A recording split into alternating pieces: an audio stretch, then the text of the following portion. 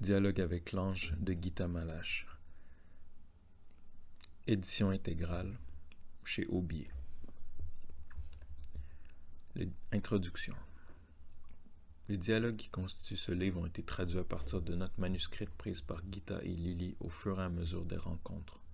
Beaucoup de textes originaux, ouvrez les parenthèses, en particulier ceux de Joseph et les notes personnelles de Lily, fermez les parenthèses, ont été perdus et plusieurs entretiens n'ont pu être notés en totalité.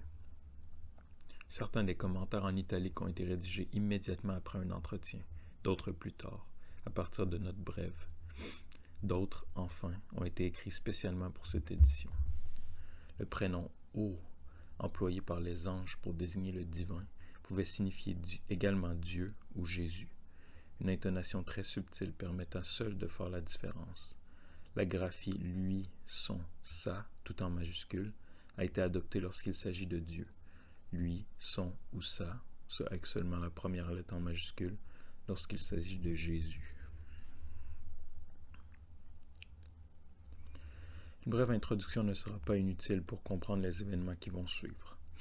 Je voudrais insister sur le caractère tout à fait ordinaire de la vie que nous avions menée, mes 3 amis et moi, jusqu'au jour où commença cet enseignement. Et pourtant, cette vie fut une préparation à ce qui nous attendait. C'était en 1923, j'avais 16 ans, que je rencontrai Hannah à l'école des arts décoratifs de Budapest, où sa table était à côté de la mienne. Dès le début, elle se montra tout à fait expansive et amicale à mon égard. Moi qui étais né dans une famille de militaires et avais reçu une éducation toute spartiate, j'étais déconcerté par le caractère naturellement tendre de Hannah. Dans mon enfance et mon adolescence, manifester ces sentiments était un signe de faiblesse, et même un simple baiser d'adieu pouvait devenir affreusement embarrassant. Hannah, au contraire, dont le père était directeur d'une école élémentaire, avait grandi dans l'atmosphère beaucoup plus détendue d'une famille juive moderne, et n'éprouvait aucune gêne à montrer ce qu'elle ressentait. En dépit de ces différences de tempérament et d'éducation, nous nous liâmes, pendant ces 3 ans d'études, d'une amitié profonde. Pourtant, au sortir de l'école, nos chemins se séparèrent, et nous ne nous vîmes plus que rarement. Hannah continua ses études à Munich. Quant à moi, je me lançai à corps perdu dans le sport. Devenue championne de natation, je me laissai griser, pendant 5 ans, par l'adulation presque idolâtre que manifestent les Hongrois envers les héros du sport. C'est à cette époque que je fis la connaissance de Lily, qui pratiquait la thérapie corporelle. Chaleureuse et naturelle, elle avait beaucoup d'élèves, et je compris très vite que si ses classes étaient surchargées, c'était que ses élèves y trouvaient beaucoup plus qu'une simple relaxation, une nourriture pour ce qu'il y avait de plus profond en eux. Pendant toute cette période, j'ai su peu de choses de Hannah, sinon qu'elle s'était mariée avec Joseph, qu'elle connaissait depuis l'enfance. Un homme calme, qui était ce que nous appelons aujourd'hui un designer. Ouvrez les parenthèses, il dessinait des meubles, fermez les parenthèses. Sa seule présence avait un effet apaisant sur son entourage. Je l'ai vu plus tard, lorsque nous vivions ensemble à Budaliguette. À l'auberge du village, les discussions politiques les plus houleuses se calmaient lorsque Joseph arrivait, et en quelques instants, l'atmosphère redevenait complètement paisible grâce à sa silencieuse présence. Saturé, ou plutôt dégoûté de mes activités uniquement sportives, j'ai décidé de retrouver Hannah. Elle s'était installée avec Joseph dans un atelier sur la grande colline de Buda, qui avait une vue somptueuse sur le Danube. Avec beaucoup de patience et de compréhension, Hannah m'aida à reprendre mes activités artistiques, que j'avais complètement abandonnées depuis la fin de mes études. J'avais pourtant été une brillante élève, mais après cette période de compétition brutale, je me retrouvais complètement incapable même de dessiner un corps humain. Sans l'aide de Hannah, je n'aurais jamais pu retrouver la joie de créer. Nous eûmes bientôt l'occasion de mettre sur pied, à nous 3, un atelier de graphisme et de décoration qui marcha tout de suite très bien.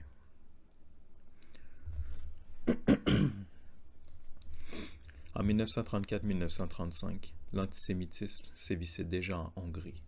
C'était donc moi, la seule non-juive du groupe qui, forte de ma renommée sportive et grâce au fait que mon père était officier supérieur dans l'armée hongroise, obtenait des commandes importantes de l'État. Ouvrez les parenthèses. Décoration de lieux touristiques dans le style du folklore hongrois ou publicité. Fermez les parenthèses. Malheureusement, J'étais toujours obligé de dissimuler le fait que mes deux collègues étaient juifs. L'âme de notre petit groupe était indéniablement Hannah.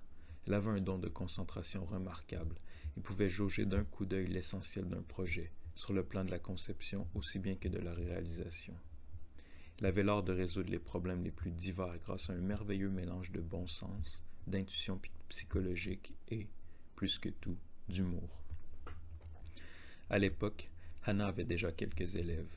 Des années plus tard, l'une de ces jeunes artistes, Vera, me parla d'elle. Hannah ne corrigeait jamais un dessin, un projet, sans que l'on se sente profondément touché.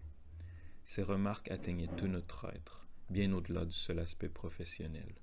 Certains d'entre nous n'ont pas pu le supporter et ont préféré partir. Même lorsqu'il s'agissait de la plus banale des publicités, le moindre trait, pour elle, était un miroir où s'exprimait un événement intérieur. Pendant les leçons, notre contact avec Hannah n'avait rien à voir avec ce qu'il pouvait être à d'autres moments. Elle se mettait instinctivement sur une longueur d'onde différente et lisait nos dessins comme un médecin lit une radio. Elle le faisait avec affection, fermeté et gaieté. Parfois, avant d'ouvrir la bouche pour faire ses corrections, elle n'avait pas la moindre idée de ce qu'elle allait dire et s'entendait exprimer des choses qu'elle n'avait jamais sues auparavant. Jeune, j'étais très attaché à Hannah, qui était devenue mon modèle, mais elle ne voulait pas de cette dépendance chez nous. Elle nous disait « Après avoir suivi mes cours pendant 2 ou 3 ans, vous devez trouver votre propre maître intérieur. » Pour elle, ce qu'il y avait de plus important était de faire naître l'homme nouveau en nous, l'individu créateur libéré de la peur. Fermez les guillemets. Notre atelier prospérait, et pourtant, nous avions tous de plus en plus le sentiment que nous étions au bord de l'abîme. L'aveuglement collectif grandissait chaque jour, et la marée du mensonge politique organisé montait sans cesse. Si les nazis promettaient quelque chose, par exemple, on pouvait être sûr que c'était le contraire qui allait arriver. Nous désirions de plus en plus trouver la vérité. Notre vérité. Tout cela amena donc Hannah et Joseph à louer une petite maison très simple non loin de Budapest, dans le village de Budaliget, pour commencer une vie nouvelle plus attentive à l'essentiel. Je les rejoignis et nous réduisîmes notre travail de façon à ce qu'il nous assure seulement le pain quotidien. Lily nous retrouvait tous les week-ends. Ces conditions de vie étaient favorables à une plus grande exigence intérieure. Pourtant, je vivais avec un sentiment de vide grandissant. J'attendais, de façon inexplicable, quelque chose qui devait forcément arriver, ce qui me perturbait beaucoup. Parfois, je partais faire de grandes randonnées en forêt pour chercher un peu de paix, et pendant les repas, je me surprenais souvent en train de regarder, par la fenêtre, la petite porte du jardin, attendant je ne savais qui ou quoi qui aurait dû venir changer ma vie. Le soir, nous discutions souvent de nos expériences, en essayant de découvrir la source de nos problèmes. Grâce à son intuition, Hannah nous aidait beaucoup, mais nous nous sentions dans une impasse. Nous nous intéressions aux grands courants religieux de l'humanité. La Bible, la Bhagavad Gita et Lao Tzu figuraient dans notre bibliothèque, mais aucun d'entre nous ne pratiquait sa religion. Nous étions heurtés par ce monde où semblait régner le mensonge, la brutalité abjecte et où, apparemment, le mal triomphait. Pourtant, nous étions persuadés que le sens de nos existences était enfoui quelque part et que les obstacles qui nous empêchaient de le découvrir étaient en nous-mêmes. Pour sortir de ces longs bavardages et déboucher sur quelque chose de plus concret, nous décidâmes, un soir, de faire chacun par écrit, aussi clairement que possible, le point sur notre situation et sur nos problèmes personnels. Ainsi, nous ne pourrions plus tricher en enjolivant la réalité. Quelques jours après, à l'heure du café, je lus tout haut à Hannah ce que j'avais écrit. Elle n'y vit qu'un ramassis de vieilles histoires réchauffées. Ce n'était que trop vrai, et j'avais douloureusement conscience d'être resté superficiel. Je posais à Hannah des questions auxquelles j'aurais parfaitement pu répondre moi-même, mais je trouvais beaucoup plus commode qu'elle m'en fournisse la réponse.